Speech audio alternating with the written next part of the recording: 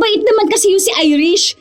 Pwede mo siyang pakiusapan na hindi mo na magbibigay dahil wala ngang pera dito sa bahay. Sana ginamit mo yung kakapiranggot mong utak para magsinungaling. Sabihin mo, mapuputulan kasi tayo ng kuryente. Kawawa naman yung mga bata kapag nangyari yun. O sabihin mo na may sakit ka. Kaya kailangan mo ibili yun ng gamot. Mga simpleng palusot lang sana, John Mark. Kaso dahil kakapiranggot lang yung utak mo, hindi mo mapag-isipan. Sa ating dalawa halata na hindi ako may kakapiranggot na utak. Alam mo naman dapat ang obligasyon nyo sa paluwagan nyo. Ginamit mo ang pera, natural kailangan mong ibalik. Hindi yun libre, Herlin. Yung inabono ni Irish galing sa sarili niyang pera. Sabi niya nga para pa sa anak niya. Alam mo naman na siya lang mag-isang nagtataguyod sa anak niya. Tapos yung nanay pa niya may sakit. Kargo niya rin yun. Yan sanang intindihin mo. Hindi na nila kasalanan kung naubos na ang pera mo dahil lang sa mga layaw mo. Oras na para ibalik yun. Pera nila yun. Nakakahiya na nga na ikaw pang dapat puntahan dahil kailangan ka singilin eh. Mabait na nga yung tao, kailangan mo pang abusuhin. Kung ikaw hindi ka nahihiya, pues ako hiyang-hiya na ako sa dami mong utang. May mga tao na nagiging gahaman pagdating sa pera. Kaya sa oras na magkamali sila, ay sila pa mismo ang gagawa ng paraan para mapabagsak ang iba. Katulad na lamang ni Herlin na kahit siya na ang may atraso, siya pa ang makakaisip na gawa ng masama ang kapwa. Ngunit ang bawat desisyon may malaking kapalit. Kung anong ginawa mo sa iba, siyang babalik ng mas higit pa. Ano na naman ba yung naiisip mo? Ang dami na nga nating utang, gusto mo pang dagdagan. Ito na nga yung sagot para mabayaran natin ang mga utang natin. Tapal utang na naman? Sa ginagawa mo talagang hindi tayo makakaalis sa mga utang na yan eh. Basta, maniwala ka lang sa akin. Kapag nakasahod ako sa paluwagan, nasa 80K din yun ano. O, bayad na lahat ng utang natin tapos may sobra pa. Pwede na natin gamitin yung sobra para bumili ng mga gamit o kumain sa labas. Saan ka naman kukuha ng panghulog mo monthly ha? Ang laki niya no? Tingin mo ba kaya nating hulugan yan palagi? Alam mo naman ang trabaho ko. Kapag natapos namin ng maayos yung kusina ni na Fernan, wala na naman akong trabaho. Hahanap na naman ng mapapasukan. Kaya nga ayaw ko nangungutang ka, di ba? Kasi ang hirap makabayad. Tignan mo ngayon, palagi na lang may nagpupunta rito sa bahay. May weekly na hulugan ka pa sa loan mo.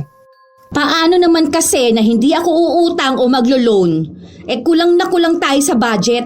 3 ang anak natin nag-aaral, John Mark.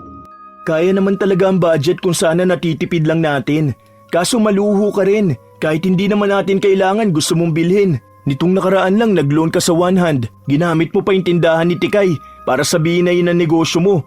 Tapos yung pera na nakuha mo, pinambili mo lang ng speaker. Ang mahal niyan, 3,000. Ano namang gagawin mo dyan sa speaker na yan? Meron naman yan sa Shopee na tig 150 lang ah. Maganda yan. Malakas din kapag magpapatugtog. Ganyan yung binili ni paring Bart. Yung sinasabi mo naman na tig 150, tayo lang makakarinig dito sa bahay, no? Yan ang hirap sa'yo eh, nakikipagpaligsahan ka palagi. Yung mga yun may mga pera kaya nagsasayang sa mga walang kwentang bagay. Tayo wala naman. Kahit na anong sabihin ni John Mark sa kanyang misis, pinagpapatuloy pa rin ito ang paglapit sa kaibigan niya para sa paluwagan na kanyang sasalihan. Inasikaso na muna ni Herlin ang kanyang mga anak. Nang makapasok na sa paaralan ng mga bata, saka siya nagtungo sa bahay ni na Irish. May iilan pa siyang nakakasalubong na pinagkakautangan niya pero puro lang din pangako ang sinasabi niya sa mga ito. Kahit na halos lahat na ng mga kapitbahay niya ay meron siyang mga utang, hindi siya nahihiyang ibalandra ang kanyang mukha dahil ang kanyang katwiran, balang araw ay mababayaran niya rin naman ang mga utang niya, kaya bakit pa siya yuyuko o magtatago sa kanila? Nang makarating siya sa bahay ng kaibigan, sakto nakalalabas lang din ng 2 tao na naghulog ng kanilang utang. Kilala si Irish sa lugar nila bilang nagpapahulugan ng mga gamit at isa na rin sa responsableng namamahala ng paluwagan. 7K monthly ang hulog, no? Oo ate, tapos ang available slot na lang ay 7 at 9. Ang layo naman yan. Ako na lang kaya ang mauna. Ay, Yan ang hindi pwede, ate. Kasi si Jennifer ang mauunang sasahod eh. Yun na ang napag-usapan namin kasi siya talaga yung suki ng paluwagan. Ako naman first time ko lang, kaya dapat akong mauuna, di ba? Good payer kasi yon, ate. Kahit sa mga pahulugan naming cellphone, talagang nagbabayad siya kung kailan talaga ang hulugan. Minsan nga mas maaga pa. Ni hindi yun nalilate. Ikaw kasi, ate, first time mo kaya hindi ko alam kung talagang makakabayad ka. Ito naman parang ano? Anong akala mo sa akin hindi marunong sa mga ganyang hulugan? Yung sa one hand ko nga ngayon, walang palya, ni hindi rin ako na late ha? Yun lang talagang dalawa ang pwede mong pagpilian. 7 o 9. Depende na lang kung aalis ang iba na nasa taas para magpalipat.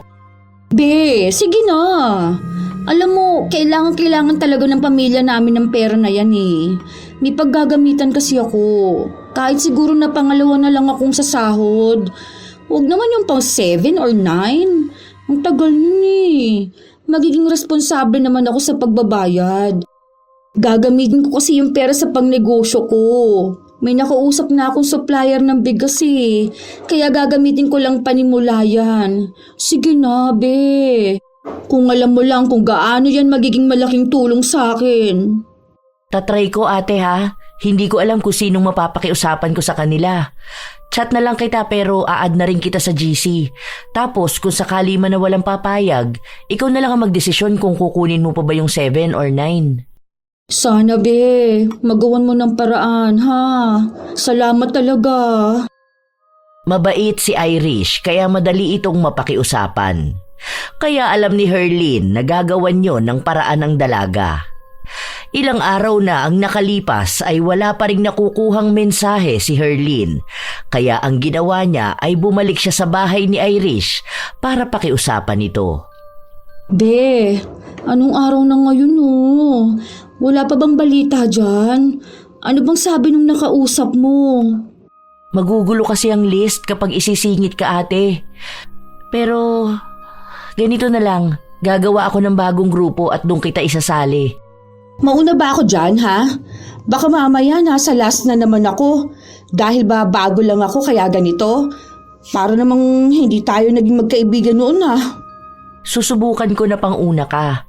Kaso baka hindi na 80k eh. Kasi baka wala kang ibang makasabay o kaya matagalan tayong makapuno ng members. Siguro mga 50k. Hindi ba pwede yun? Na kahit ako na lang mag-80k kung sakali man na hindi nila kaya? Kasi ako kaya ko naman. Titingnan ko, ate, ha. Or kung sakali na 50k lang, pahulugan mo na lang ako ng dagdag na 30k? Tapos monthly ko rin ibibigay sa'yo. Ano sa tingin mo? Pwede naman yan. Basta makakuha din ako ng budget dun sa iba kong pinapahulugan. Basta, ate, ha. Huwag mo naman ako ipahiya sa ganito. Lalo na ikaw ang papaunahin ko. Ang daming aasa sa susunod mong hulog. Oo naman. Ano ka ba naman? Ano ba kasing akala mo sa akin tatakbuhan ng utang ko? Kahit magtanong ka dun sa amin, may mga pinagkakautangan ako pero hinaharap ko naman sila. At kapag may pera ako, talagang binabayaran ko. Siguro kaya ka lang natatakot kasi may mga naririnig kang chismis tungkol sa akin, no? Wala naman, te. Pero kasi naalala ko lang nung magkatrabaho tayo. May paluwagan din nun na tag 500 lang kada sahod. Kaso minsan hindi ka nakakapagbigay. Hoy, anong hindi? Baka kamo iniipit ng admin natin. Hindi ako ang may mali doon, ano? Nagbibigay ako sa kanya. Tapos, malalaman ko na hindi pala niya hinuhulog. Tapos ako pa magbumukhang masama. Ay, sige na pala. Uuwi na ako. Leave na ako dun sa isang GC tapos add mo ako dun sa bago, ha? Salamat ulit, ha? Halata sa mukha ni Herlin ang tuwa habang pauwi siya. Pag-uwi niya ay nagpatugtog din siya na para bang meron talaga siyang dapat na ipagdiwang. Nak, punta ka nga sa tindahan tapos utang ka ng Coke. 2 yung malaki, ha? Sabihin mo babayaran ko rin yun kasama yung iba ko pang utang. Bilisan mo na. Paluto na tong pansit. Saka pauwi na rin ang papa nyo. Noong una ay ayaw sumunod ng kanyang anak, pero nang sigawan at pagalitan niya ay wala na itong nagawa. Madalas kasi na kapag nagpupunta ng tindahan ang bata at uutang, pinapagalitan ito ng tindera at sinasabi na ang haba na ng kanilang listahan. Bilang isang bata, nakakaramdam siya ng kahihiyan kapag ganon ang inaasta ng tindera. Ilang sandali lang din ay dumating na si John Mark. Kasunod niya rin ang bata na walang dalang kahit na ano galing sa tindahan. Oh, nasaan na ang Coke? Sinabi ng bata na ayaw siyang pautangin dahil hindi na raw sila pwede pang umutang hanggat hindi pa sila nagbabayad. Ang sama naman na ugali nun. Baka hindi ko talaga siya bayaran dahil sa kagaganyan niya. Teka, ano nga bang meron? Bakit nagluto ka ng pansit? Saka anong cook? Ano tong tugtugan mo? Anong celebration? Wala naman may birthday sa atin ah. Kasi nga, makakasahod ako dun sa paluwagan ni Irish. 80K yun. Mababayaran na natin ang mga utang natin. At talagang nagpapakasaya ka pa? Utang din yung gagawin mo, Herlin. Paano natin mababayaran ng 80K ha? Hulugan naman yun, ano ka ba? Hulugan? Magkano monthly niyan? Nasa 7K? 8K? Magkano bang sahod ko ha? May matino ba akong trabaho? Kaya naman yan ang sahod mo. Oh, kung sasahod ka ng 10K monthly, di ba? Yung 8K ihuhulog ko. O may 2K pa tayo. Mabubuhay ba tayo ng 2K na yan sa isang buwan? 3 bata na nag-aaral? Baka akala mo isang beses lang tayo sa isang araw kakain. Ikaw ang lalaki. Dapat ikaw ang mag-isip ng ibang paraan kung paano tayo magkakaroon ng pagkain. 9 hours pasok mo dyan sa trabaho mo. Pwede ka pa ng sideline, no? Kunwari uuwi ka ng 4 p.m. O tapos mula 4 p.m. pwede ka pa hanggang 10 p.m. magtrabaho sa iba. Kailangan mo lang ng tiyaga at disiplina sa sarili mo dahil pamilyado ka ng tao. Dapat madiskarte ka para sa pamilya mo.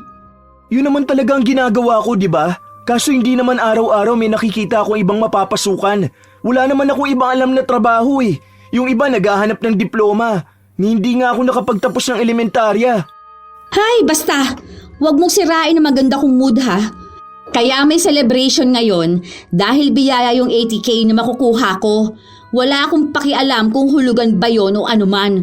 Kung sakali man na hindi ako makakahulog, mabait naman si Irish. Pwede ko yun pakiusapan, no? Hindi porket mabait, ganyan ka na sa kanya.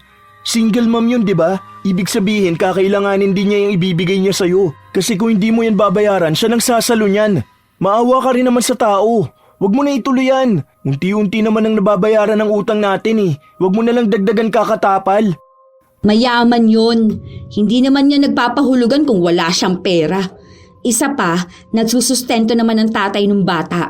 Tapos sa dating asawa niya rin galing yung pangpuhunan niya dyan sa mga pinapahulugan niya.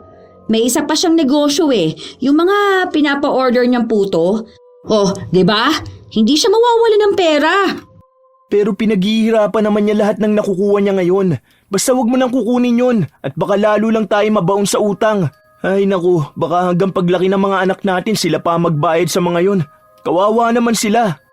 Wag mo na lang akong kontrahin. Alam mong malas siya mga negative na pag-iisip eh. Basta kaya natin.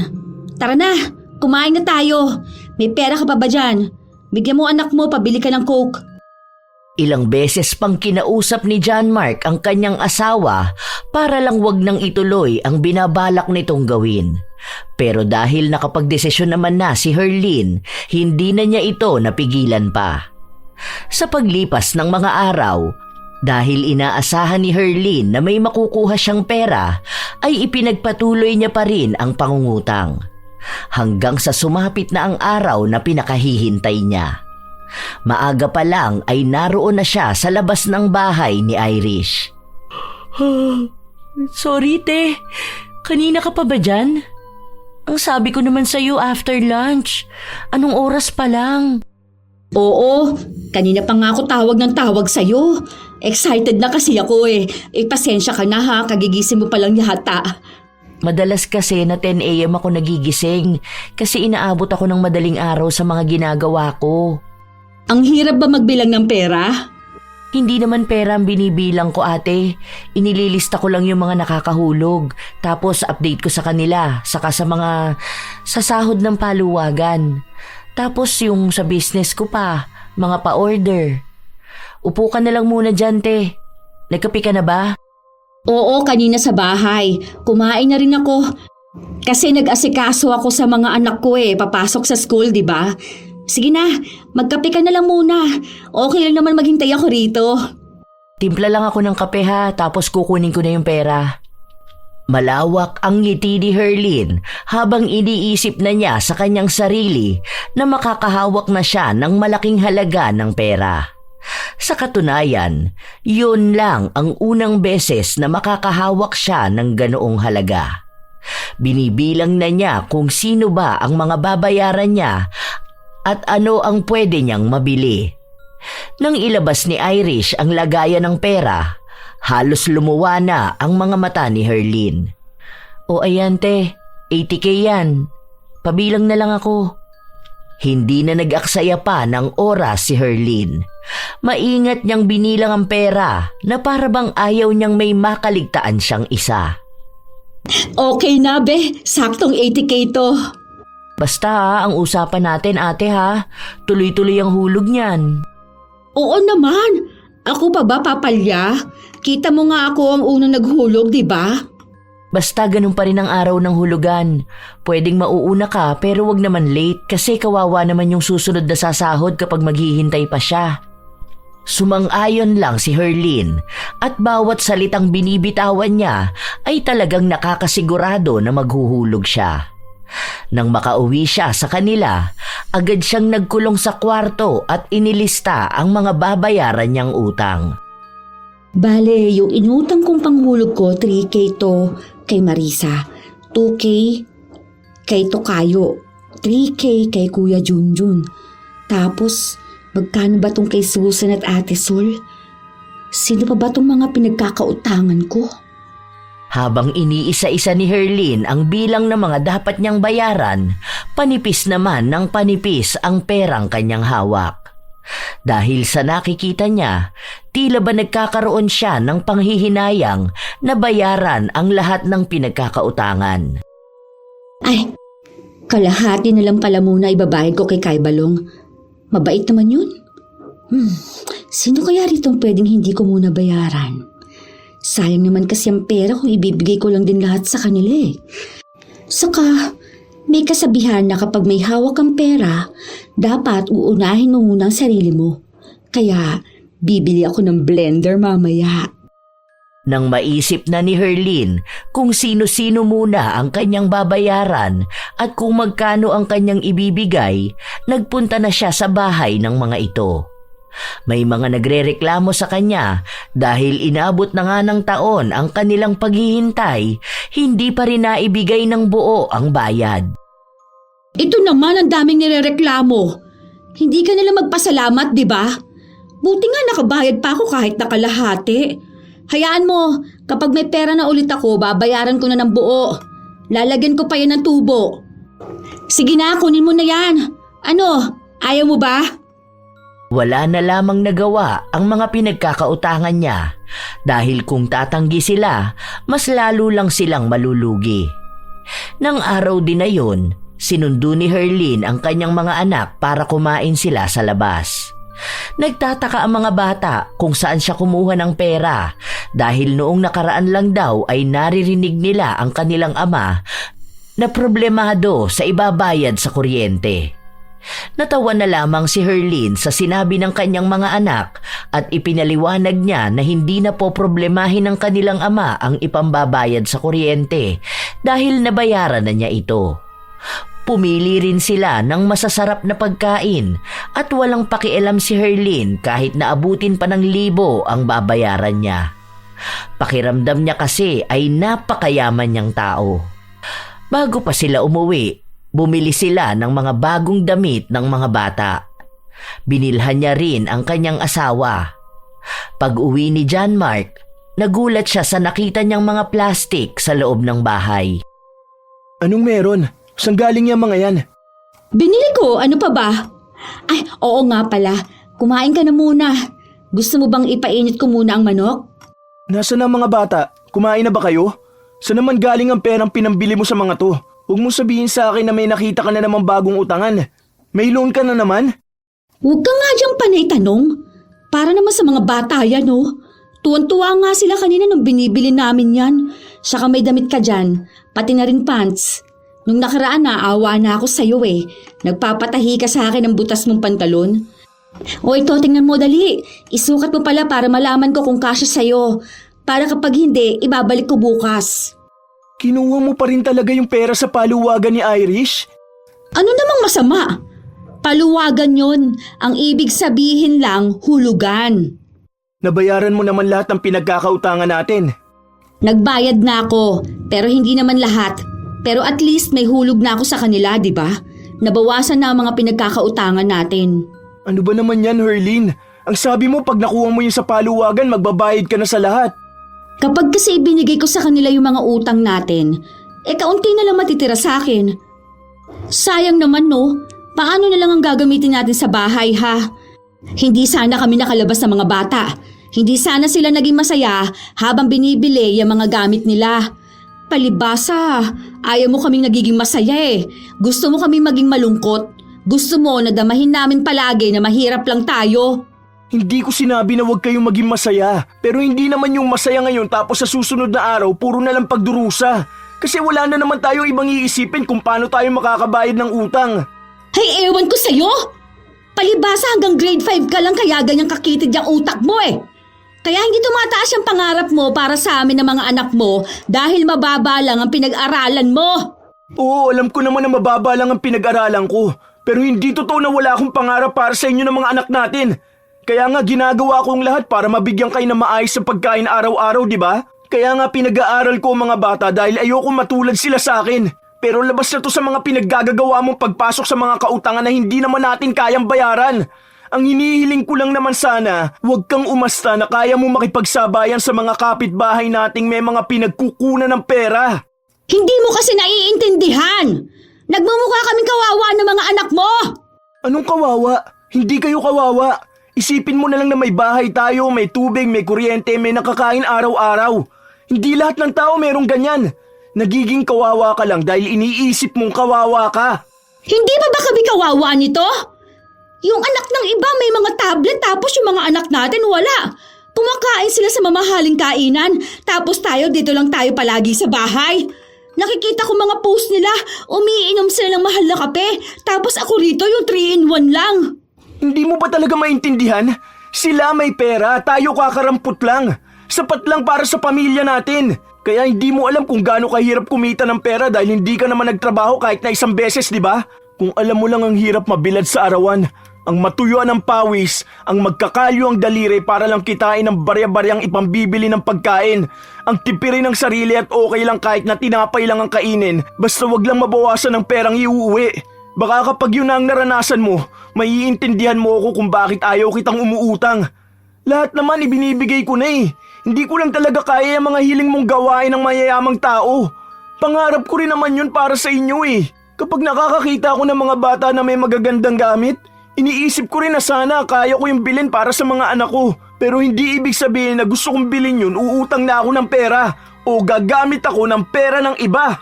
Huwag mo akong paandaran ng mga ganyang kadramahan mo sa buhay ha. Ang sabihin mo, ayaw mo kaming makita na umaangat sa buhay.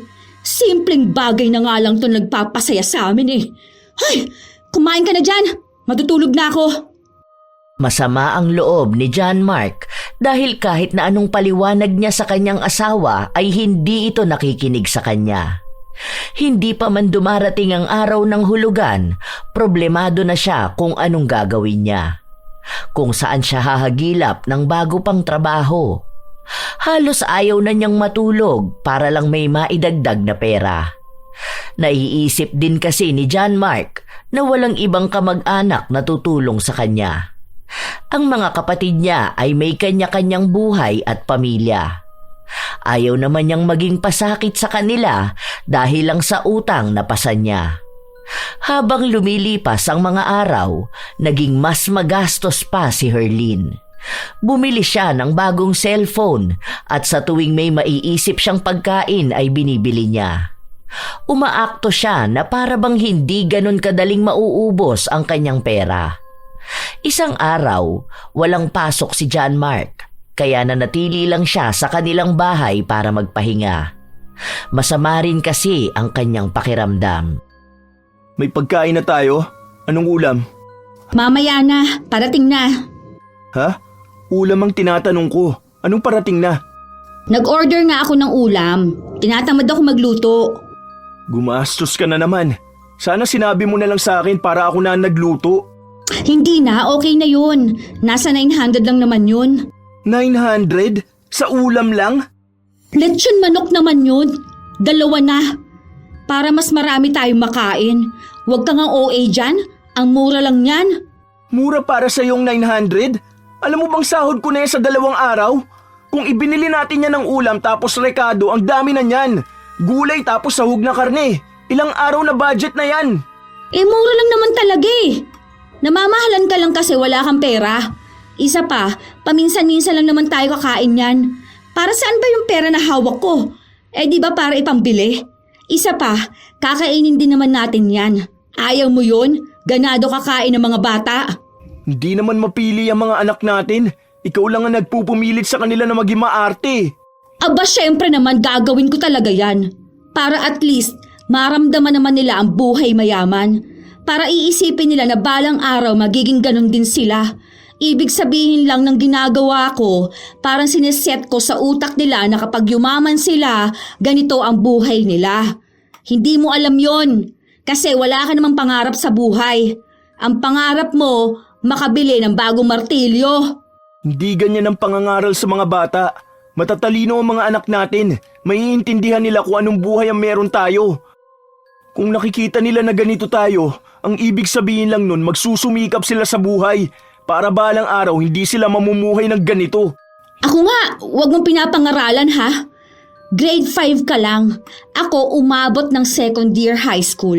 Kaya akong mas may alam ng mga bagay-bagay. Tingnan mo nga to oh. Nag-comment si ate sa picture ko. Naiinggit siya dahil kumain kami ng mga bata ng pizza. O tapos, yung mirror shot ko pa. Nakita ang bago kong cellphone. Hindi ka ba masaya na kinaiinggitan na ako ng mga tao? Ibig sabihin umaasenso na ako. Tayo. Hindi ako magiging masaya sa ganyan. Kasi peke naman ang pinapakita mo sa kanila eh. Para lang masabi na angat ka. Pero ang totoo, baon ka naman sa utang. Umirap lang si Herlin habang sinasabi yon ng kanyang asawa. Habang lumilipas ang mga araw, patuloy na nagwawaldas ng pera si Herlin. Kung anong maisipan niyang kainin, binibili niya agad. Kapag may gamit siyang natipuhan, kinukuha niya agad. Puro labas lamang ng pera pero wala siyang ginagawa para tulungan ang kanyang asawa na magpasok ng pera sa kanilang pamilya. Ang mahalaga lamang para kay Herlin ay ang pekeng kasikatan niya sa kanyang pamilya at mga kaanak. Ipinapakita niya na asensado na ang kanilang buhay, lalo na sa mga kaanak niyang mababa ang tingin sa kanya. May mga nangungutang sa kanya pero hindi niya pinagbibigyan ang mga yon. Pinapayuhan niya na para bang may alam talaga siya pagdating sa kaperahan. Hanggang sa dumating na ang araw na kinatatakutan niya. 1,000 na lang talaga to? Teka nga lang. Baka may naipit ako. Nasaan na ba ang mga pinaglagyan ko ng pera? Halos baliktarin na niya ang buong bahay nila pero wala na siyang ibang nakita maliban sa 1,000 na hawak niya. Problemado pa siya dahil ubos na ang kanilang gasol. Hindi niya rin napansin na wala na rin silang bigas. Kailangan na rin niya ng pera dahil may isa siyang hulugan. Dahil mas nauna ang maniningil, doon niya ibinigay ang pera. Hindi pa siya nakakapagluto ng pagkain at mamaya lang ay uuwi na ang mga bata. Sakto naman, bago umuwi ang mga bata ay nauna ang kanyang asawa. Bumili ka na muna, tapos bigas din, ha? Para makapagluto na ako. Wala akong pambili ng gasol. Hindi ko pa naman sahod eh. Bakit? Wala ka na bang pambili? Wala na akong pera. Naibayad ko na kanina. At bakit wala kang pera? Di ba dapat sahod mo ngayon? Hindi nga maibibigay ngayon. Bukas pa raw. Di gawan mo ng paraan. Anong gusto mo? Ako pa iisip kung saan tayo kukuha ng ipambibili ng gasol at bigas? Mangutang ka na lang sa kakilala mo. Babayaran mo naman kamo bukas kapag nakasahod ka na. Ano ba naman yan? Hindi mo malang iniisip kami rito sa bahay. Dapat kapag ganyan sahod, hindi ka pumapayag na delay. Kung anong araw ang sahod, ganun mo rin dapat makukuha. Ang mangmang mo naman kasi, kaya ka naluloko niyang pinapasukan mo. Hindi ako mangmang. Alam ko ang sinasabi sa akin. Isa pa, hindi lang naman akong hindi pa nakakasahod. Hindi ko kasalanan kung nawalan na ng gasol. Dahil nung nakaraan, nag-abot ako sa'yo ng pera. Yan kasi sinasabi ko sa'yo na kung sana alam mo hawakan ng pera mo, hindi ka masisimot ng ganito ngayon. Akin ang cellphone mo. Sasanla ko yan para makabili tayo ng gasol at bigas. Ayoko, hindi pwede. Alam mong ito na nga lang ang libangan ko rito sa bahay, kukunin mo pa? Eh anong gusto mo? Kumain o tumitig lang sa cellphone mo? May luma ka naman pwedeng gamitin. Pinagtalunan pa nilang dalawa ang cellphone. Pinipilit ni Herlin ang asawa na maghanap ng taong mauutangan pero ayaw ni John Mark dahil nahihiya na siya sa mga tao. Galing din sa mahirap na pamilya si John Mark pero hindi sila sinanay ng kanilang mga magulang na umuutang. Dahil sinasabi sa kanila na ang perang hihiramin nila ay galing din sa paghihirap ng ibang tao. Dahil wala nang pagpipilian, kahit nalabag sa kalooban ni Herlin, ibinigay niya ang cellphone para maisanla ito.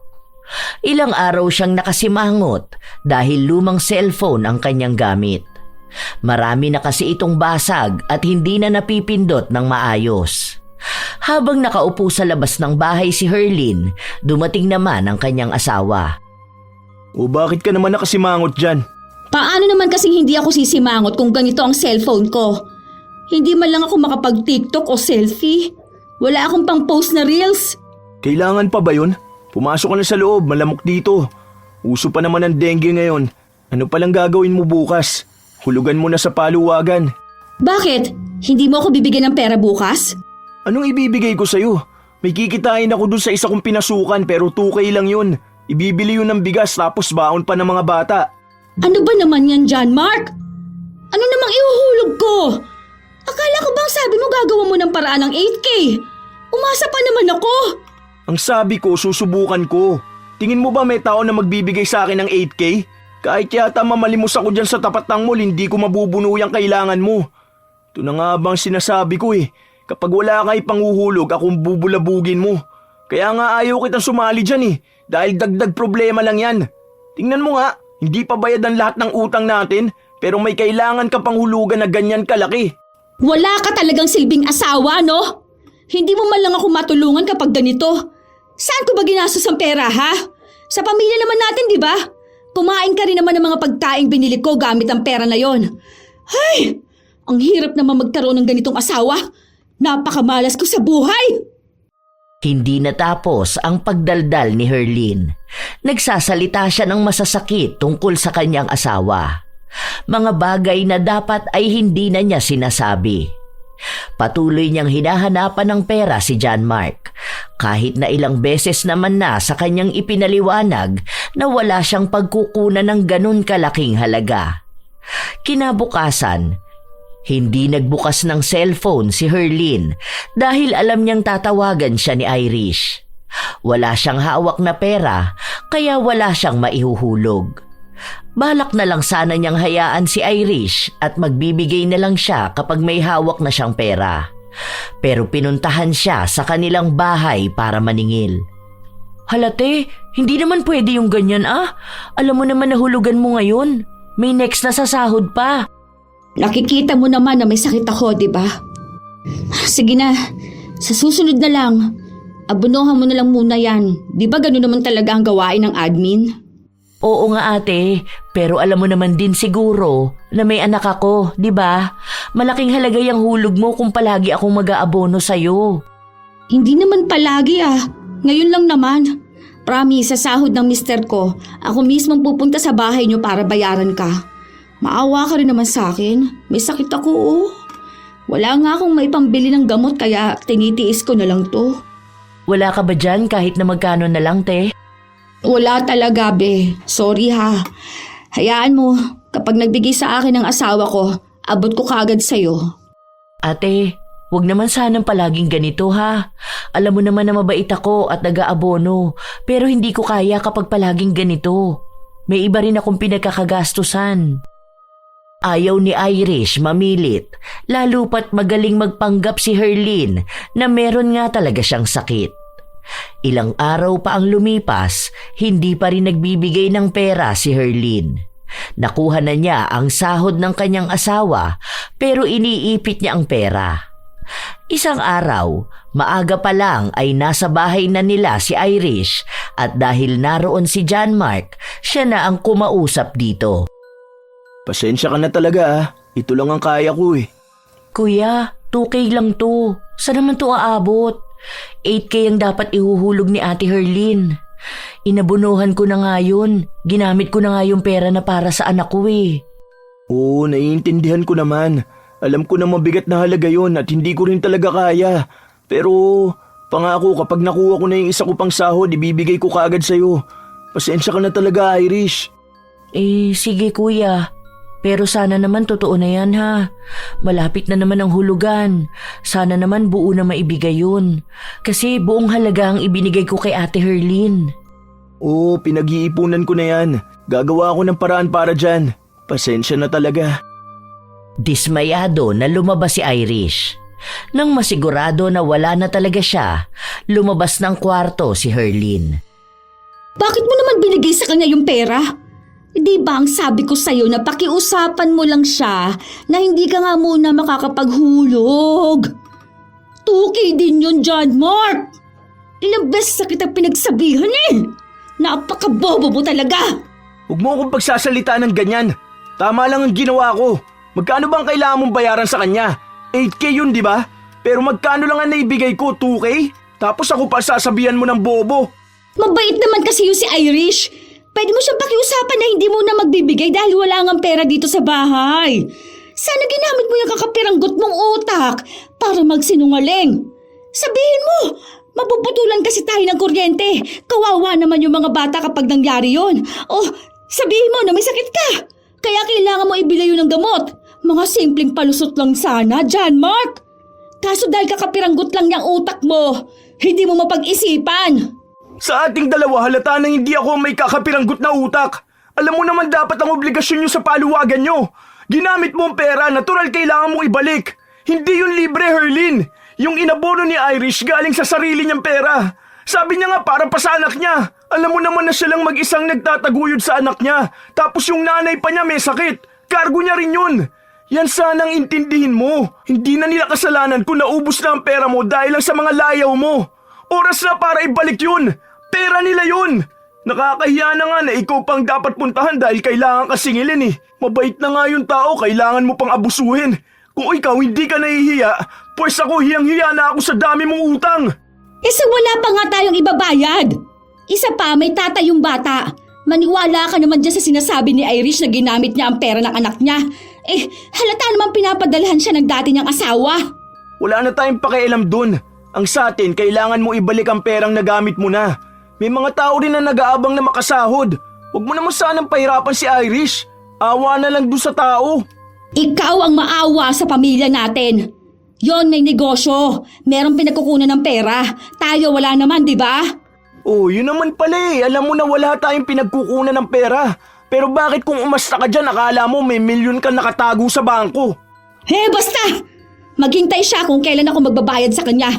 Ayoko pa naman ang kinukulit ako. Halos araw-araw na pinagtatalunan ng mag-asawa ang tungkol kay Irish.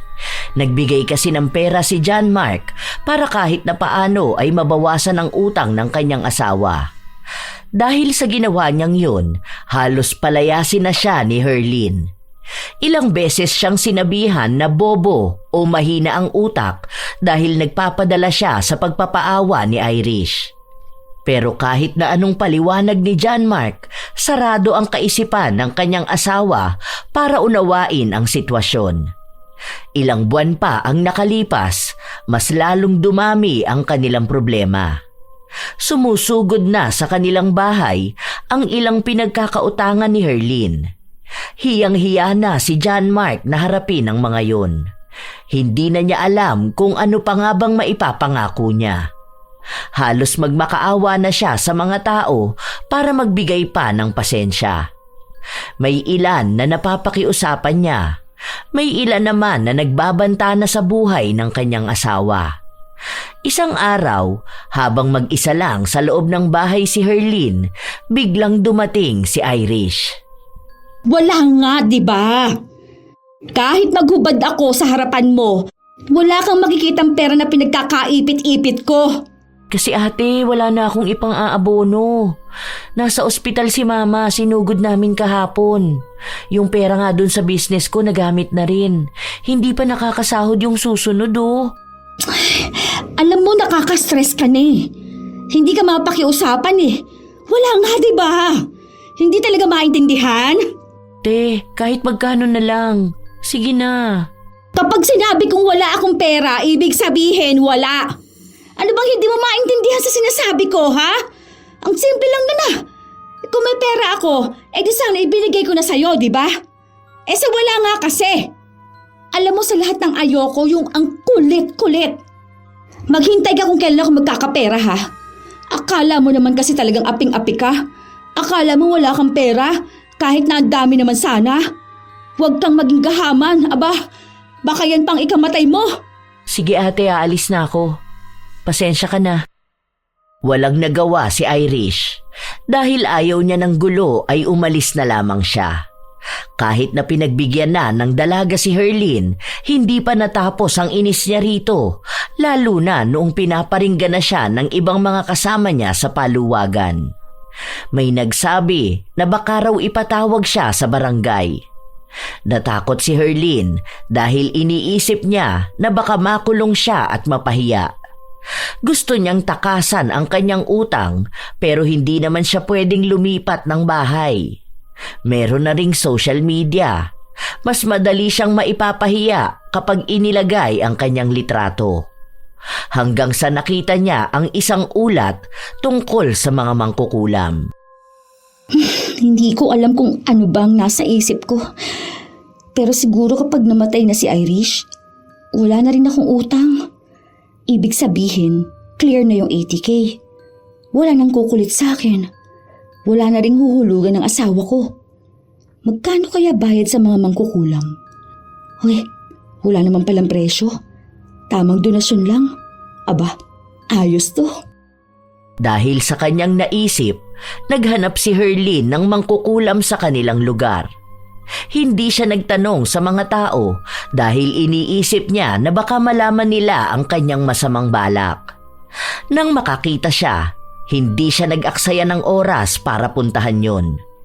May dala siyang litrato ni Irish at ang buong pangalan nito. Bago isagawa ang ritual, sinigurado ng mangkukulam ang gusto niyang ipagawa. Oo, yon ang gusto ko. Basta patay agad ha, yung walang ibang makakaalam ng ginawa ko.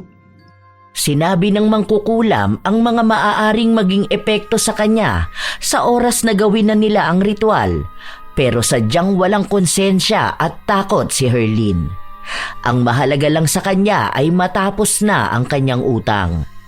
Mangyayari lang yon kapag namatay si Irish. Nang matapos ang ritual, naghulog si Herlin ng walang laman na sobre sa lagayan ng donasyon ng mangkukulam. Natatawa pa siya sa kanyang ginawa dahil ang iniisip niya ay naisahan niya ang mangkukulam. Gumawa ito ng bagay na pabor sa kanya nang wala siyang inilalabas na pera. Nang araw din na yun, nabalitaan nila ang biglaang pagkamatay ni Irish. Wala raw paliwanag dahil bigla na lang itong nahimatay. Hala, kawawa naman si Irish. Lalo na yung anak niya. Ilang taon pa lang yun eh. Tapos hanggang ngayon nasa ospital pa rin yung nanay niya. Yon! Buti na lang, hindi tayo makakabayad ng utang sa kanya. Ayos! Seryoso ka ba dyan sa sinasabi mo ha? Hindi ka man lang talaga kinikilabutan? Uy, bakit naman ako kikilabutan? Kung sa oras na talaga niya, dapat maging masaya tayo dahil wala na tayong stress. Habang ang mga tao na malapit kay Irish ay nagluluksa, si Herlin naman ay nagdiriwang. Isang gabi, nagpunta sila sa burol ni Irish. Pinipilit ni Herlin na huwag ipakita ang kanyang saya at nagkunwari na nakikiramay siya sa pamilya nito. Nakita niya ang dating asawa ni Irish na nag-aasikaso sa burol. Kinausap yun ni Herlin, pero ang tanong niya ay para masigurado na wala na nga siyang babayaran na utang. Wala raw alam ang lalaki kung sino ang may mga utang kay Irish at dahil patay naman na raw ang babae, baka hindi na rin magbayad ang iba. Nagtagal pa ng kaunti sa burol si Herlin. Tinitignan niya ang mga nakikilamay hanggang sa napansin niya ang isang babae sa hindi kalayuan. Kamukha yun ni Irish. Yun ang unang beses na kinilabutan siya. Dahil nakatingin yon ng diretso sa kanya. Mal, nakikita mo ba yung babae na yun? Sino kaya yun? Saan dyan? Yung naka-blue? Hindi ko kilala yan. Wala naman akong gaanong kilala rito eh. Hindi yun. Ayun o. Yung babae na naka-white tapos parang may ruffle yung blouse. Para kasing kilala ko siya. Ha? Wala naman ah. Baka kurtina lang yan. Malabo na ba mata mo sa malayuan? Hindi na kumibo pa si Herlin. Iniisip niya na maaari ngang guni-guni niya lang yun. Pero yun pa lamang ang simula ng kanyang nakakikilabot na karanasan. Isang tanghali, habang makulimlim ang langit, nagpasya si Herlin na matulog. Ang araw na yon ang libing ni Irish pero hindi siya nagpunta. Habang natutulog siya, bigla siyang nagising dahil sa iyak na kanyang narinig. Mahina lang yun, pero nasa loob lang ng kanyang kwarto. Ang akala niya noong una, may batang umiiyak sa labas kaya sinita niya ito. Pero nagpatuloy lang na may umiiyak. Dahil sa inis niya, tumayo siya at nagpunta sa bintana. Pagsilip niya, walang katao-tao sa labas. Muli niyang narinig ang iyak pero sa likuran na niya nanggagaling. Kinakabahan na siya. Halos ayaw na niyang lumingon. Ilang sandali pa, napasigaw siya nang bumukas ang pinto ng kwarto. Uy, ano ba nangyayari sa'yo? Nakakagulat ka naman. Bakit kailangan mo pa sumigaw? Hindi, wala. Nagulat lang din ako. Ang aga mo naman atang umuwi. Akala ko mamayang gabi ka pa. Tapos na namin yung trabaho. Sa susunod na araw, sasama ako kay na paring Marlon. Pakyawan daw yun eh. Teka, sigurado ka bang ayos ka lang? Parang namumutla ka. Oo nga pala, hindi ka ba nakipaglibing? Masakit ang ulo ko eh. Natutulog nga ako kanina. Kaso ang ingay ng anak ni Rosel. Umiiyak ba naman dyan banda sa bintana? Nagising tuloy ako. Wala naman sila dyan kahapon pa. Nasa Pangasinan sila. Ewan ko, baka 3 araw yata sila dun. Nung paalis kasi sila, nasa lubong ko. Kaya naitanong ko rin. O sige na, magpahinga ka na ulit. Nagtataka si Herlin dahil paanong wala ang kanilang kapitbahay kung may naririnig siyang umiiyak. Pero binaliwala na lamang niya yon. Hanggang sa lumipas ang mga araw, kahit na saan siya magpunta, may nakikita siyang tao na hindi niya kilala pero nakakatakot kung tumingin sa kanya. Isang gabi, habang nasa kasarapan sila ng tulog, bigla na lamang nagising si Herlin. Hindi siya makagalaw. Nahihirapan siyang huminga. Ilang sandali lang, nakita niya ang isang babae na nasa kisame. Nakabaliktad ito at diretsyong nakatingin sa kanya. Wala ring makitang puti sa mga mata nito. Nais sumigaw ni Herlin o gisingin ang kanyang asawa na nasa tabi niya lang. Ngunit wala siyang magawa dahil hindi siya makagalaw. Hanggang unti-unting bumababa papunta sa kanya ang babae. Nang tumapat na ito sa kanyang mukha, nakita niyang si Irish yun. Naninigas na siya. Kahit na pagpikit, hindi na niya magawa. Hanggang sa bigla na lamang nawala ang babae at hinila siya ng kanyang asawa patayo. Huy, binabangungot ka. Nakikita ko siya. Nakikita ko siya. Kahit saan ako pumunta, lagi niya akong sinusundan. Nakikita mo sino? Si Irish. Siya yun. Parang hindi niya ako pinatatahimik. Palagi siyang nagpapakita sa akin.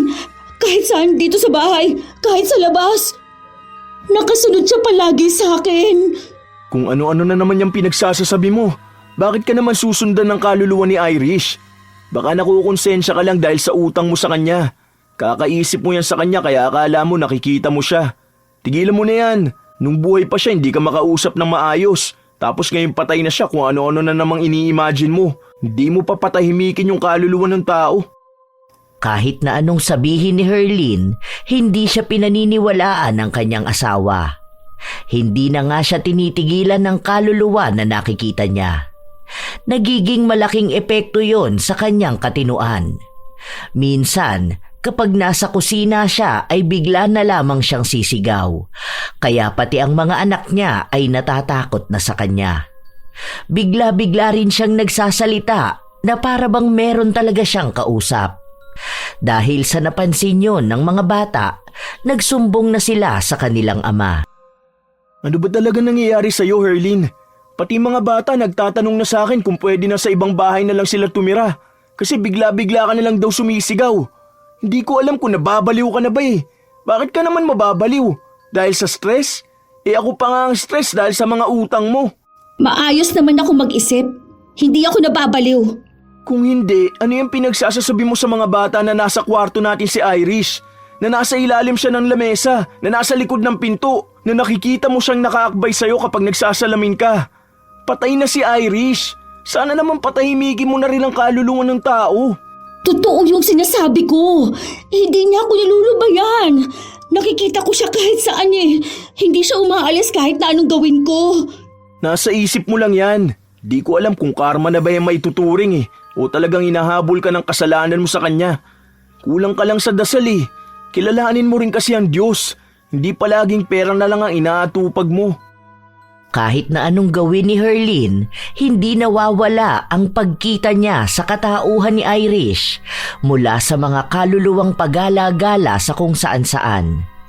Minsan pa, nakikita niya itong nakaupo sa kama nila o kaya ay nasa isang sulok. Ang alam lang ni Herlin, hindi naaalis ang masamang tingin ni Irish. Isang gabi, hindi makatulog si Herlin. Bukas ang ilaw dahil natatakot siya sa anong hatid ng dilim.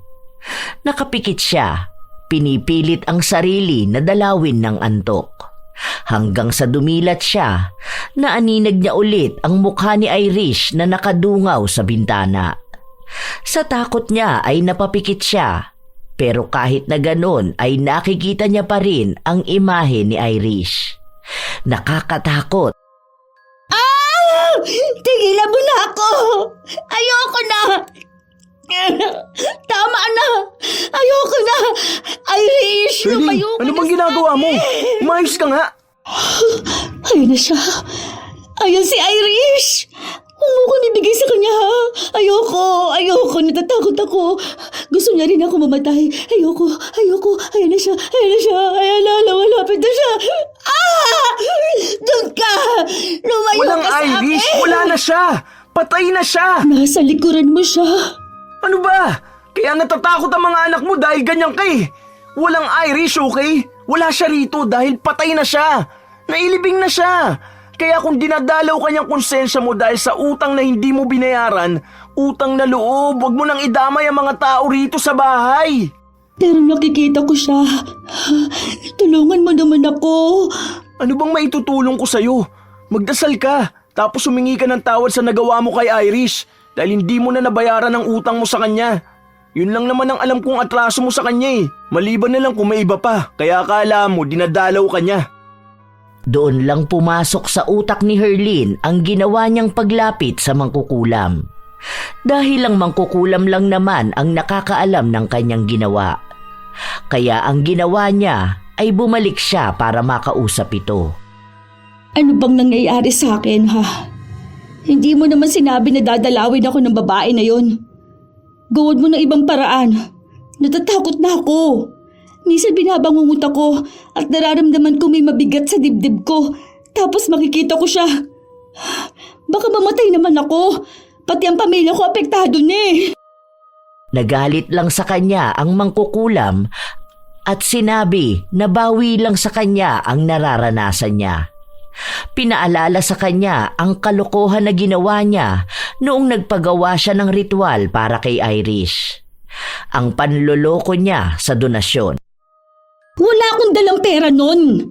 Isa pa, marami naman nagbibigay sa'yo eh. Grabe ka naman kung isang beses lang manlilibre ka ng serbisyo mo eh. Napakaswapang mo naman. Dahil sa sinabi niya ay mas lalong nagalit sa kanya ang mangkukulam at sinabi sa kanya na wag na siyang babalik doon.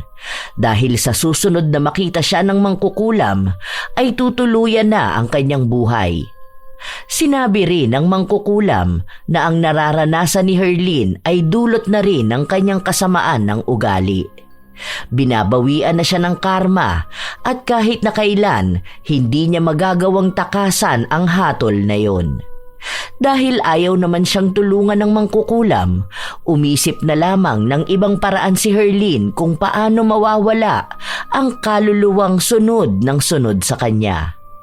Isang hapon, pag-uwi ng mga bata, naabutan nila ang kanilang ina na nakaupo sa sahig habang may kandilang pumapalibot at nasa loob ng pabilog na asin. Sa takot ng mga bata, lumabas ulit sila. Wala ni isa sa kanila ang nais na samahan ang ina sa loob ng bahay. Hanggang sa sumapit ang gabi, nasa labas lang sila at doon sila naabutan ng ama. Anong ginagawa niyo dyan? Bakit hindi kayo pumasok sa loob? Ay, alam niyo naman na malamok dyan eh. Mamaya magkadengge pa kayo. Nasaan ba mama niyo? Sinabi ng panganay nilang anak na natatakot sila dahil baka raw demonyo na ang kanilang ina dahil sa ginagawa nito. Hindi pa nakikita ni John Mark ang ginagawa ng kanyang asawa kaya pumasok siya sa loob ng bahay. Nasa loob pa rin ng ginawa niyang proteksyon si Herlin. Kaya naman pala hindi makapasok ang mga bata. Huwag mo sirain yan.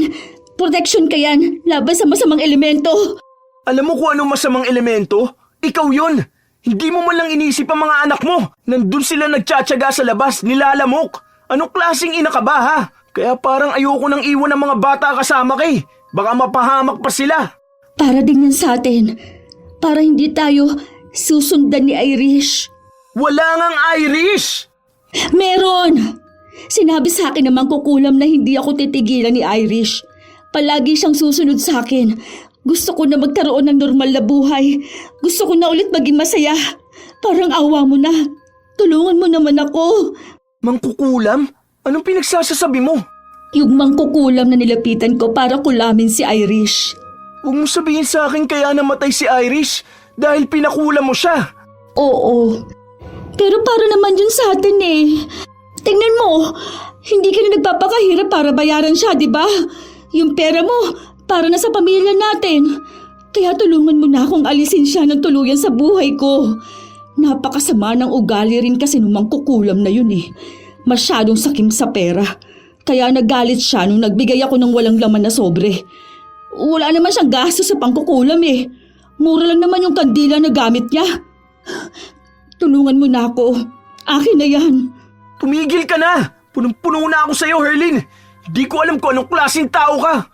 Paano mo nagawang patayin ng isang taong wala namang masamang ginagawa sa'yo? Sa sobrang kahayupan mo, sumamba ka pa sa kadiliman. Dahil sa pera!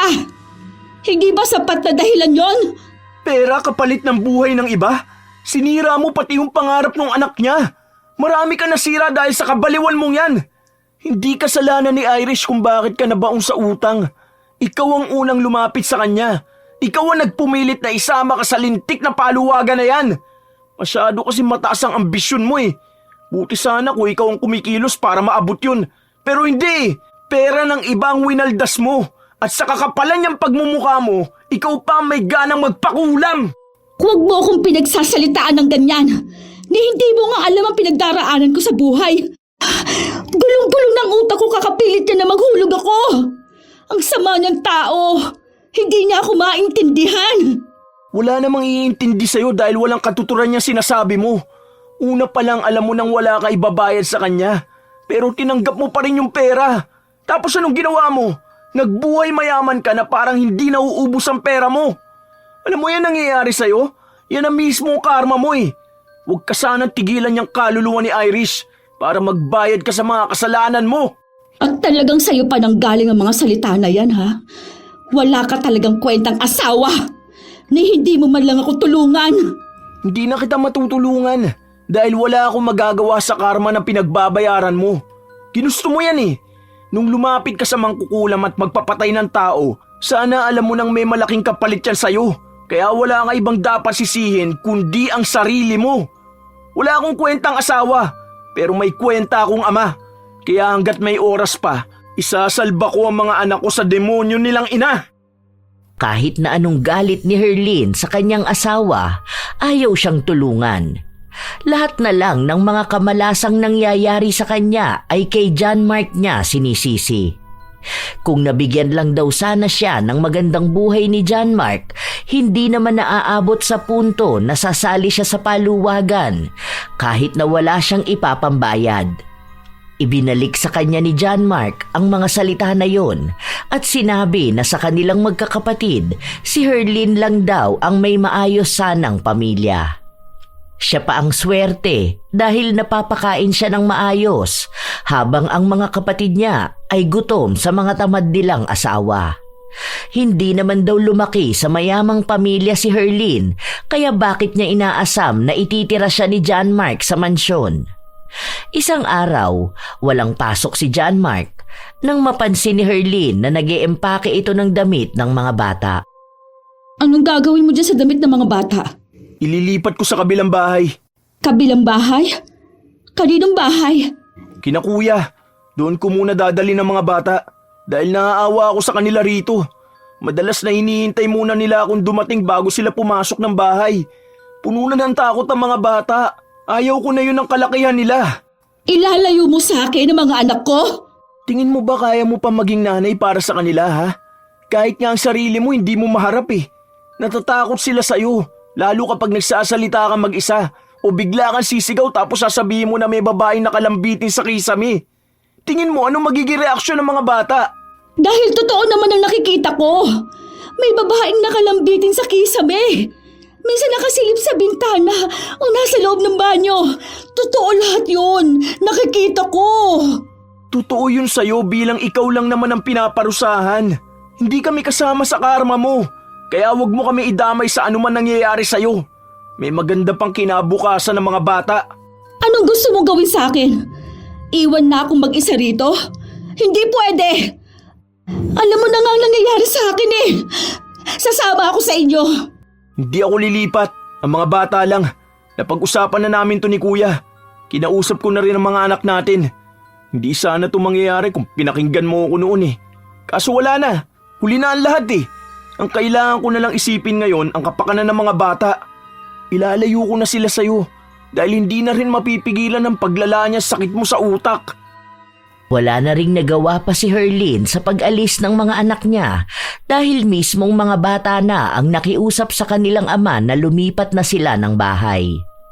Naging matatakutin na rin kasi ang mga bata at kahit saan sila magpunta, pakiramdam nila ay sumusunod sa kanila ang sinasabi ng kanilang ina. Dahil madalas na si Herlin na lang ang naiiwang mag-isa sa loob ng bahay, mas dumalas na ang pagkita niya sa kaluluwa ni Irish. Wala naman itong ginagawa pero takot na takot siya sa tuwing nakatitig ito sa kanya. Minsan pa, nakita niya si Irish na nakatayo lang talaga sa gilid ng higaan nila, habang si John Mark ay masarap ang tulog. Dahil na rin sa nangyayari kay Herlin, naaapektuhan na ang kanyang kalusugan. Hindi na siya nagkakaroon ng maayos na tulog, hindi na rin siya gaanong makakain. Nangayayat siya ng sobra. Ayoko na. Tama na! Ayoko na, lubayan mo na ako. Patay ka naman na eh. Wag! Tulong! Tulungan niyo ako! Ah! Napatakip sa kanyang mukha si Herlin dahil hindi mawala sa kanyang utak ang imahe ni Irish. Mangilang beses niyang inuntog ang kanyang sarili sa pader. Patuloy niya yung ginagawa hanggang sa magdugo. Wala siyang pakialam kahit na nasasaktan na siya. Mabuti na lang ay dumating agad ang kanyang asawa para pigilan siya. Dinala siya sa ospital dahil sa pagdurugo ng kanyang ulo. Talagang nasisiraan ka na ng bait, no? Ayaw mo naman kasi maniwala sa akin. Ayoko na makita si Irish. Gusto ko na magkaroon ng maayos na buhay. Paano ka naman magkakaroon ng maayos na buhay kung inuusig ka na ng konsensya mo dahil sa ginawa mo kay Irish? Kumanap ka ng albularyo na magpapagaling sa akin. Sige na. Ewan ko kung may mahahanap ako. Sandali lang, bibili lang ako ng pagkain sa labas. Kanina pa ako nagugutom eh. Bumalik sa pagkakahiga si Herlin. Pinipilit niya ang sarili na italiwas ang kanyang iniisip para hindi niya maalala si Irish. Pero kahit na anong gawin niya, paulit-ulit lang na bumabalik sa kanya ang alaala ng ginawa niya. Habang nakahiga si Herlin, narinig niya ang ingay sa kabila. May nakaharang kasi sa pagitan nilang berdeng kurtina. Hindi niya alam kung sino ang pasyente na nasa kabila. Basta ang alam niya, may tao roon dahil maingay ang kama. Pwede bang wag mong likutin ang hinihigaan mo? Ang ingay! Ang sakit sa ulo! Walang sumagot, pero maingay pa rin. Sa inis ni Herlin, tumayo siya para hawiin ang kurtina, pero laking gulat niya dahil walang tao. Siya lang ang mag-isa na nasa loob. Nang ibalik niya ang kurtina, naririnig na naman niya ang ingay. Nanginginig na siya sa takot, pero sinilip niya pa rin ang kabila. At doon niya nakita na may isang babaeng nakaputi. Niyuyugyug nito ang kama habang nakaupo siya. Pwede bang itigil mo yan? Utang na loob. Tumigil ang babae at doon unti-unting lumingon sa kanya. Mukha pa rin ni Irish ang nakikita niya. Napaatras si Herlin at bumalik sa kanyang kama.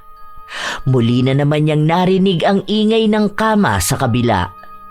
Ayaw na niyang tingnan dahil alam na niyang hindi yun tao. Ano bang dapat kong gawin para tigilan mo na ako? Ayoko na. Hindi sumasagot ang babae. Hanggang sa palakas ng palakas ang ingay. Sumasabay pa ang pagsigaw ng babae na nakakabingi para kay Herlin. Ayoko na! Ano ba, Irish? Malahimik ka na! Sakto naman dumating ang kanyang asawa at pilit siyang pinapakalma. Pero nagsisisigaw pa rin siya at binabanggit ang pangalan ni Irish. Kaya napilitan na rin ang mga doktor na turukan siya ng pampakalma. Inabisuhan din si John Mark na ipatinginan niya ang kanyang asawa dahil maaaring may diferensya na ito sa pag-iisip. Noong una ay ayaw pa ni John Mark dahil mahal ang magiging bayad.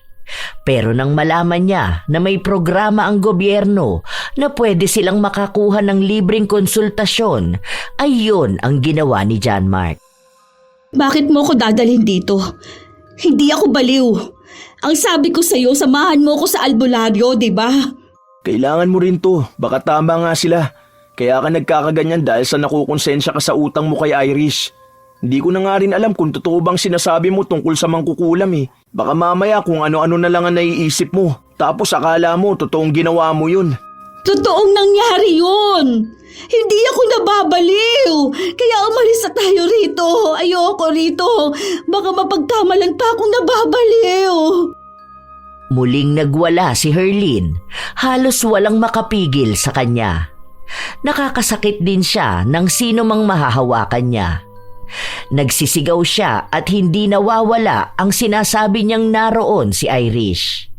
Kung ano-ano na lang din ang binabanggit niya. Sa mga sumunod na linggo, naging mas agresibo at malala si Herlin. Bibihira na lamang din siyang makausap ng maayos dahil mas madalas na sumisigaw lang siya. Hanggang nagpasya na rin si John Mark na dalhin siya sa mental hospital. Hindi nga ako nababaliw! Ano ba? Bitiwan niyo ako! John Mark! Hindi ako baliw! Pasensya ka na. Hindi ko na talaga alam ang gagawin ko sa'yo. Hindi ka na pwede maiwan mag-isa. Nung nakaraan lang may sinaktan kang tao. Dahil iniisip mo na siya si Irish at pinipilit kang isama sa kadiliman. Totoo yun! Hindi yun kabaliwan! Ayoko sumama sa kanila. Huwag mo akong ipasama sa kanila, ha? Mas maaalagaan ka nila dun. Hindi na kita kaya. At gusto ko na rin pagtuunan ng pansin ng mga anak natin. Pasensya ka na. Tumawag ka ng albularyo. Matutulungan niya ako. Sige na. Hindi ako lulubayan ni Irish. Andito siya ngayon, oh. Naghihintay lang kung saan kami pupunta. Huwag mo kong ibigay sa kanya. Hindi ako baliw. Si Irish ang may kasalanan nito. Hindi ako baliw. Paulit-ulit na sumisigaw si Herlin nang hindi siya baliw at isinisigaw ang pangalan ni Irish. Naririnig yon ng mga kapitbahay nila at naging tampulan na siya ng mga bali-balita. Ang sabi pa ng iba, tinamaan na siya ng karma dahil sa sama ng kanyang ugali at tama lang daw ang naging desisyon ng kanyang asawa. Dapat daw ay matagal na siyang iniwan ni John Mark. Kahit na nasa mental hospital na si Herlin, patuloy pa rin siyang dinadalaw ni Irish.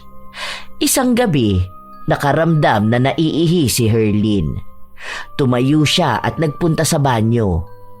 Habang umiihi siya, napansin niyang may babae na nakasilip sa ilalim ng pinto. Nakahiga ito at ang mga mata nito ay nakatitig lang sa kanya. Tigilan mo na ako, Irish! Tigilan mo na ako! Ayoko na! Tama na! Parang awa mo na! Hindi na tinigilan ng kaluluwa ni Irish si Herlin. Bibit-bitin niya ang kaparusahan na yon hanggang sa kanyang kamatayan. Simula nang lumapit si Herlin sa kadiliman, ang ibig lamang sabihin noon ay hindi na siya makakaalis kahit na kailan. Kahit na anong gawin niya, susundan at susundan siya ng kanyang konsensya, lalo pat wala namang masamang ginawa sa kanya ang taong pinapatay niya. Yun na ang kanyang parusa dahil na rin sa kasakiman niya sa pera. Habang siya ay nabubuhay, palagi niyang mararamdaman ang presensya ng dilim. Tunay talaga na may mga taong hindi kayang pigilan ang kanilang sarili na maging masama, lalo na kapag may kinalaman ito sa pera. Nagiging iresponsable. Hindi naman masamang maghangad ng material na bagay o gawain na tingin mo ay magpapasaya sa'yo. Pero dapat ay daanin mo sa paghihirap, hindi sa pangungutang o paggamit ng pera ng iba. Matapos mong magwaldas, saka mo gagawa ng masama ang taong tumulong lamang sa'yo? Kung magagastos mo man ang pera ng iba, naway maging responsabling ibalik ito ng maayos. Huwag sanang suklian ng kasamaan ang mabuting pakikitungo ng iba. Huwag abusuhin ang kabutihan ng kapwa, sapagkat ang bawat kilos ay may balik. Ang tunay na ginhawa at kasiyahan ay bunga ng pawis at sakripisyo, hindi ng panloloko o paglapit sa dilim. Katulad ni Herlin, inakala niyang madadaan sa ritual ang pagtapos ng kanyang problema. Pero siya rin naman pala ang magdurusa ng panghabang buhay. Maaaring naloko niya ang ibang tao, pero kailanman hindi niya matatakasan ng konsensya. Ito ay palaging bubulong at lalapit sa kanya upang ipaalala ang maling nagawa. Kailanman ay hindi makakatulong ang itim na kapangyarihan para makatakas. Isa itong bitag na kapag lumapit ka, hindi ka na kailanman makakatakas. Sa huli, ang kasakiman ay laging may kapalit. At madalas, ang kabayaran ay mas higit pa sa kaya mong pagbayaran. Nakakalungkot ang nangyari kay Irish dahil ikinapahamak niya pa ang kanyang kabutihan. Sadya talagang may mga tao na sumisira ng tiwala katulad ni Herlin. Kayo ba mga apo, Nakaranas na rin ba kayo ng maloko ng kasamahan ninyo sa mga paluwagan? Ano rin ang inyong opinyon sa ating bagong kwento ngayon? Ibahagi nyo naman at nais ko itong mabasa. Shout out sa ilan sa mga masusugid na tagapakinig ng mga istorya ni Lola Telang. Princess Joy Bagus, Maria Maricar Mendoza, Maria Girly Piloton, Caroline Romion, Anwario Agovida, Conelo PH Channel, Nelly Layag, Jean Lu Official, Sharon Dueñas, Grace Doris Riano, Cassius Clay Rivera, Joy ng Bahrain, Carlita Nocerale, Sherlyn Joseco, Pasiano Guerrero, Agnes Padlan, Marivic Campos. Shout out din sa inyo, Yasmin, Cheryl Bronyosa, Ras Gabriel Datulay, Ziona Rose, Lucille De Lima, Rosalie Cawano, Kim Bara, Weng Acaso, Ira Malin, Merly Amistad, Mary Jenny Rhea Batiduan, Arlene Castro Ramos, Pureza Tagiwalo, Ami Pakana, Alexander, Alona Padayaw at Satobi Shawarma ng San Pedro Laguna, Liza Agodo at sa Agodo Family. Salamat sa pakikinig nyo. Svena Calvin at shout out din kina Mang Jose, Siopaw, Adobo, Negra at Barok. Jodel Bernardo at sa RGI Fam, lalo na sa Packing Department. Lani Capile, Leonora Consensino, Like Queenie, Marco Nanes, sa kanilang boss na sina Kuya Rowel, Ate Myra at Myrel Jam ng Amira Boxes Handicrafts.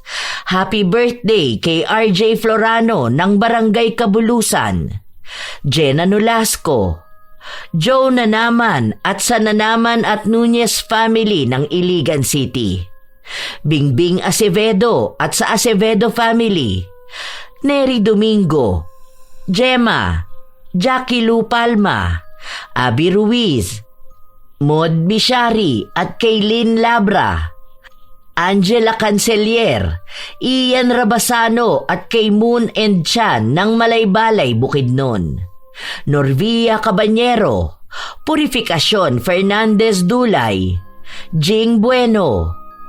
Mahal kayo ng Lola Telang, Catalea Soto at sa kanyang pamilya na nasa Basilan, Soto at Angkon family, TJ Malaki, Harjam Estoche, Jessica Marie Ramos, Cathy Alfonso, Jane Ruiz, Liana C, Annabel Mendoza, Beth, Nida Kiambao, Mamiliana Nalugon, Noemi Garcia Pabunan, Corazon Cacalda, Kopi Chow, Emma Dumato, AD Mako, Glory Lee Olivo, at happy birthday kay Sheren Solero Masagka.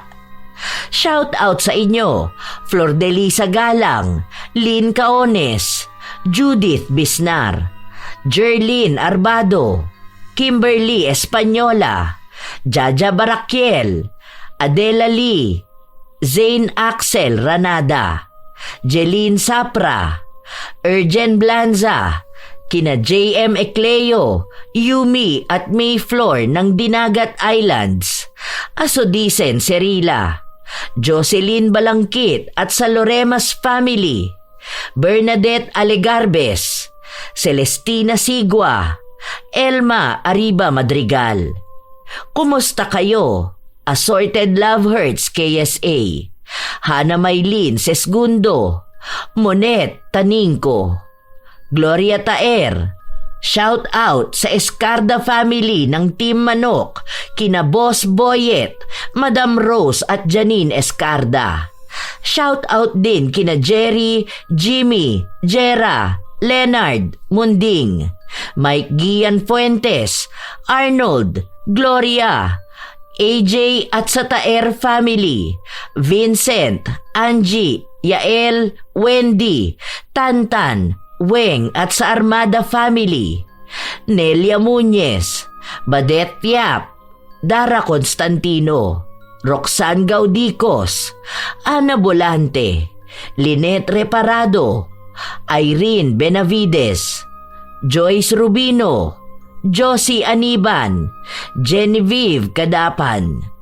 Shout out sa mga solid kong apo, Sydney Crosswind at sa kanyang anak na si Chrisine Lane Bandoho, Supladang Pasaway, Lovely Rose Roa at Princess Rain Roa Alawami, Kimpoy Feliciano, Hazel Fiesta, Marie the Lightworker, Gia Gigi, Francisco Neng at Jeremy Saranillo Francisco, Matt Sarol, Mel Santarita, Esteli Reyes at sa Reyes family ng Marikina City, AJ Chua, Vicky Yabut, Roy Lacandalo, Josefina Fuelias, Febe Rañada, Mike James Tapak, Will Maleses at advanced happy birthday sa kanyang mga anak na si Donna Leses sa September 28 at Shireen Leses sa September 30. Leonisa Cobo, Lurian Vitalicio, Jenny Suzuki, Raquel Hasegawa and to her husband Mitsuru, Maria Lee Nakagawa, Lynn Hasegawa, Elise Padilla, Lydia Lopez, Gemstone Claro, Lance MBB, Rosalina Bugayong, Ami Yong, Ami Bag, Angelina Ignacio, Ray Galedo at sa Galedo family ng Kabuyaw, Laguna, Roslyn Mangilin, Cherry May Libiran, Robert Crimen, Razon Yao, Mil Rose Demate, Jaime Constantino, Jennifer Makasinag at Alma Naong. Ito ang inyong Lola Telang at maraming salamat sa lagi niyong pagsubaybay at pakikinig mga apo.